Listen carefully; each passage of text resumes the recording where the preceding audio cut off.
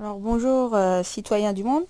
Alors dans cet audio, je voulais répondre en fait aux hommes non musulmans qui s'acharnent et qui sont justement après soi-disant la condition féminine des femmes musulmanes, que ce soit en Belgique ou bien ailleurs, et qui veulent se faire les défenseurs de la cause de la femme musulmane en Belgique. Alors, je tenais à leur adresser ce message en leur disant que ce que je trouve très bizarre, c'est que ces hommes-là, notamment, se font donc les porte-paroles des femmes musulmanes voilées, comme quoi elles sont, comment dire, obligées par leur famille de mettre ce foulard et que cela comment dire, a la connotation de la soumission à l'homme. Alors en tant que femme musulmane voilée, je tenais à leur répondre, parce que quand même j'estime que je suis concernée par la question, et qu'il n'y a rien de mieux que de retourner donc aux sources, et de pouvoir donner la parole à des femmes qui sont voilées, et de leur laisser justement le libre choix de s'exprimer sur leurs propres conditions. Donc, ce que je tenais à leur dire, c'est que si vous étiez si vous n'étiez pas avec une idée mal intentionnée et malsaine, en prétextant finalement que l'islam était une religion radicale, qui soumet la femme, la rend prisonnière de beaucoup de choses, en faisant donc l'équation euh, de dire que finalement les femmes occidentales sont beaucoup plus civilisées et beaucoup plus libres. Je tenais donc à répondre à cela, de dire dans un premier temps que je peux comprendre la frustration de beaucoup d'hommes non musulmans qui, comment dire, qui sentent qu'ils n'ont pas accès à certaines faveurs de femmes musulmanes voilées.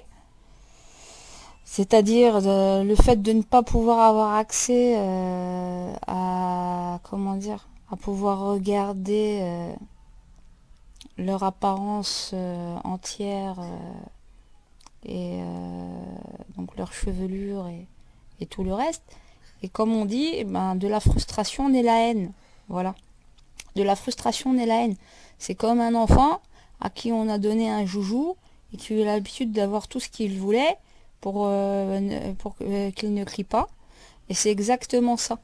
Donc avec les femmes occidentales, je ne dis pas qu'elles sont toutes faciles, mais ils ont accès à beaucoup plus de choses, donc ils savent se rincer l'œil, on va dire ça comme ça. Et donc le fait de leur refuser un petit peu cet accès, ça crée de la frustration. Et j'avais une question à leur poser. Qu'en est-il de vos nonnes, hein? Pourquoi ne vous acharnez-vous pas sur vos nonnes? Bizarrement, pourtant, elles sont très très belles, elles aussi.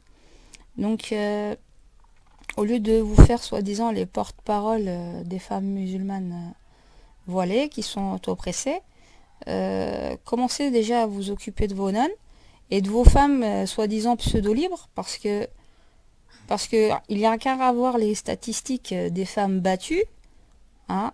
C'est pas la majorité ne se trouve pas chez les femmes musulmanes, mais se trouve bien chez les femmes non musulmanes, hein, qui sont victimes de maris très violents, qui après avoir s'être bien arrosés de bière, deviennent très violents et battent leurs femmes, qui camouflent leur visage avec un paquet des fois comment dire, de maquillage pour ne pas montrer la violence qu'elles subissent de ces hommes-là. Voilà. Donc la violence n'est pas l'apanage ni de l'islam ni d'une religion. C'est quelque chose qui est universel. Et au lieu de stigmatiser la communauté musulmane qui a, je tiens à le préciser, dont l'islam a donné énormément de droits aux femmes bien plus que vous n'en donniez vous-même aujourd'hui à vos propres femmes, c'est-à-dire, sous prétexte soi-disant de liberté, vous utilisez vos femmes comme un appât et comme une marchandise pour pouvoir vendre des produits commerciaux. Moi, je sens pas que vos femmes sont libres. Moi, personnellement. Et le pire, c'est que vous avez réussi à les convaincre que c'était ça la libération et l'émancipation. Donc, comme je dirais, en tant que femme musulmane voilée, je me sens tout à fait libre de mettre ou de ne pas mettre mon foulard. Et moi, personnellement, j'ai décidé de le mettre sans complexe.